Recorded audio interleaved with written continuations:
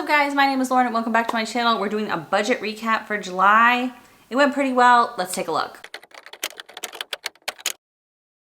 All right, so if you like this spreadsheet, by the way, it'll be linked in the video description. So total income we had budgeted for July was $12,609 and we brought in $12,674. So we were really close on. This was actually a really accurate budget month, like one of the most accurate budget months I have done in a really long time. There's some like weird coincidences, so I'll show you as we go through. But yeah, we were only $65 off for what we projected for income, which, you know, as long as it's over what we had budgeted for, not under, I'm happy. So obviously the more over, the more income you can bring in, the better. But you know, it's over what we had projected. So that is good. And then we had budgeted for taxes and insurance. We had budgeted $3,000 for taxes and we paid $3,017.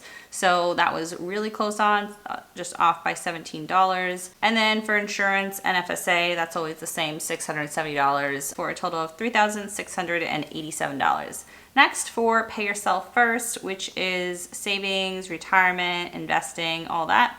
We budgeted $600 for my husband's 401k and those contributions came automatically out of his paychecks, so that was good. And then we had budgeted $628 for stock options, but we were under budget on a couple things this month. So we put a contribution of $750. So we are getting closer to our goal of exercising all the options we have by the end of the year, and I think we are going to make it, so that's good. So we had a difference of $122 there. We put an extra $122 towards the stock options. So actual investing we did this month was $1,350. Nothing to debt because we're debt free. So yep, I love seeing that every single month. I think I'll never get tired of it. All right, so expenses. So everything was pretty much what we expected this month. Our internet and cell phone was only $87 instead of $128. It's still like we've been in this new plan. I think it hasn't even been a full billing cycle. So I think it's gonna end up being closer to that 128 when everything, like when all the dust settles. But it was under budget by $41 this month, so I'll take it. $87 for cell phone and internet together when we used to pay like $120 for just internet. I'm so happy that we don't pay over $200 a month for cell phone anymore. I don't know why we waited so long to make the switch. Okay, security system, we paid $28 and Spotify, we paid $10.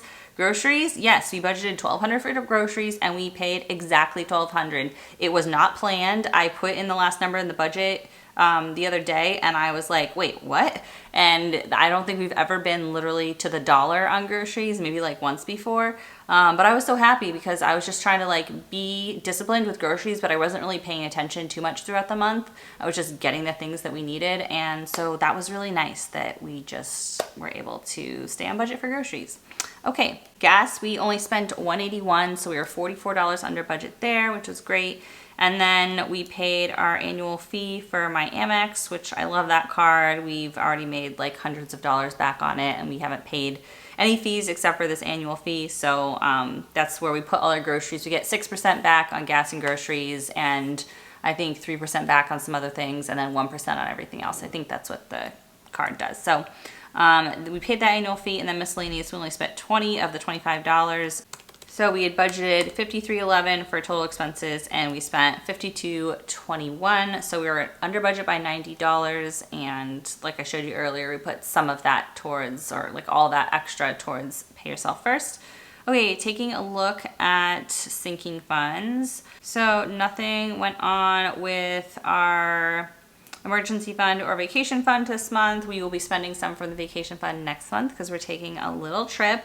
I know it'll probably be a lot tiring with the girls and stuff, but I'm really looking forward to it. Getting out of the house for a little bit and doing something fun.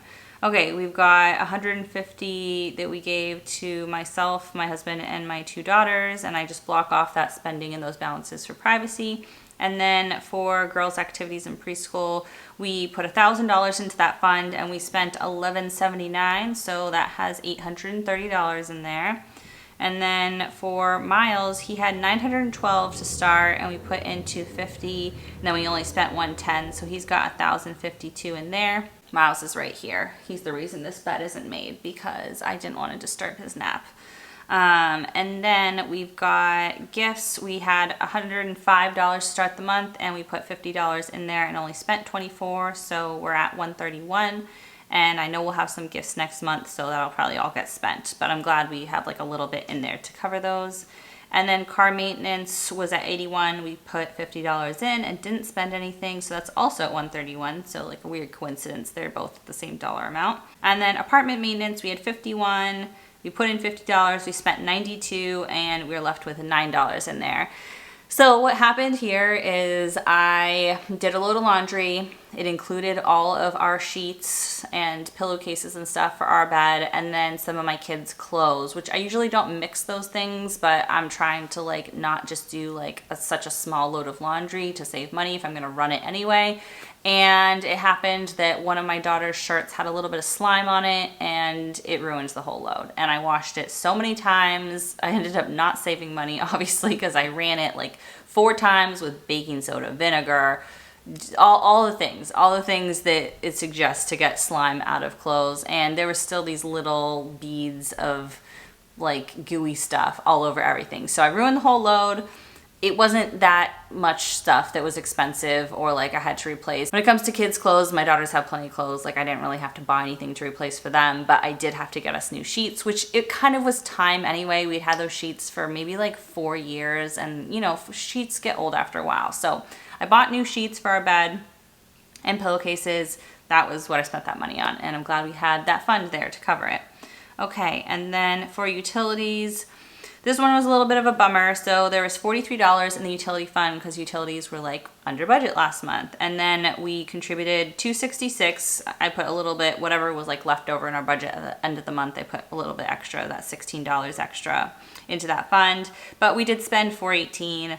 And I think what happened is there was those fires in Canada. And so we were running air purifiers in a couple of the rooms for a while, for like a couple of weeks, maybe like a week, I don't remember. But I think that's that month that we were running those air purifiers, and our electric bill was just high that month. So hopefully it'll go back down, although it's been extremely hot.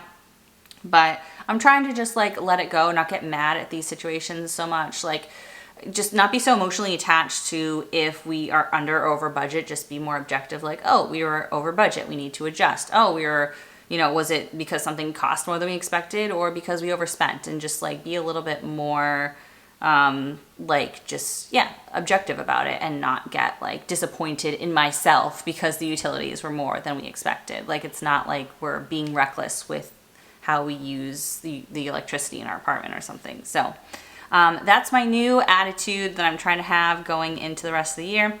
So yeah, we are negative 109 in there, but we put a larger amount in August if you watch that budget with me video. It'll be linked below if you haven't, and you can check it out. All right, for Christmas and girls' birthdays, we are now, this is the last month that we spent anything out of this for birthdays, because my younger daughter's birthday was in July. So we started out with 187 and we put 150, and then we spent 273. So we've got 64 in there, and everything else for the rest of the year is going towards Christmas. So yeah, I'm excited to be like actually contributing for Christmas now. I love the holidays. It's so nice to save ahead of time. I think this is our 3rd year of doing debt-free Christmas, and I love it. I love it so much. If you haven't started your Christmas fund, do what you can. If you want to do it like digital, like I do, in a sinking fund, or you want to use actual cash and stick it in an envelope, get an envelope, write Christmas, put 50 bucks in there, whatever amount you want to put for the month, and just start saving up, because it's really, really, really nice to have Christmas without the stress of paying for the things you want to get and the gifts you want to give. Okay, so we started out with $14,468. We had budgeted $2,400 and we contributed $2,416, and then we spent $3,047, so obviously more than we contributed, so we ended up with less overall, $13,837. Part of what happened that you didn't see is I had like close to $1,000 in my sinking fund, and I spent all of it. I like literally, I went and got a facial, and I bought some new skincare products. I refilled some makeup stuff. I ordered a bunch of clothes, and I enjoyed every second of it. And I had been saving up that money for like most of the year, and it was really fun to just like buy some new things. So that's why I love sinking funds, because it like just budgeting in general, it gives you permission to spend on things that make you happy and you don't feel guilty. So I didn't spend too much for a long time. And then I got to do like a big splurge month on myself. So that was really fun. All right, so let's take a look at the budgeted summary versus the actual. So again, you can see like we were just totally spot on. Taxes, insurance, we budgeted. Were we exactly on this month? Do I even need to go through it? Oh, we were a little bit off. Okay, so taxes and insurance, we were right on 29.1%. Pay yourself first, we budgeted 9.7%. We put 10.7%. And that's really cool because like when I budget this, obviously we'd like, you know, 15, 20% to be going to pay yourself first, and that's just not where we're at right now. But if we can just do like 1% better than we had budgeted for, that makes me happy. So we were exactly 1% over what we had budgeted.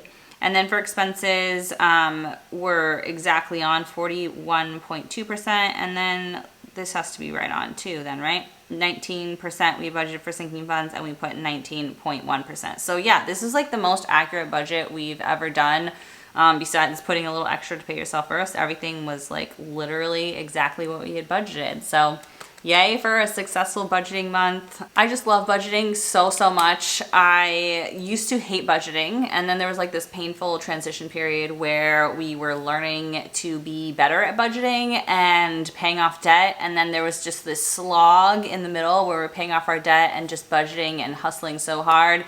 And now budgeting is just so fun because we're debt free, and it was so worth it. And I highly recommend it to anyone who's stuck in debt. If you feel like you hate budgeting and you're stuck in a rut and you're just in it, like push through, because you will get to the other side and it feels so good. So that's it for my July budget recap. I hope you guys enjoyed. If you liked it, give it a big thumbs up. And if you want to see more from me, hit subscribe, and I'll see you in the next one. Bye.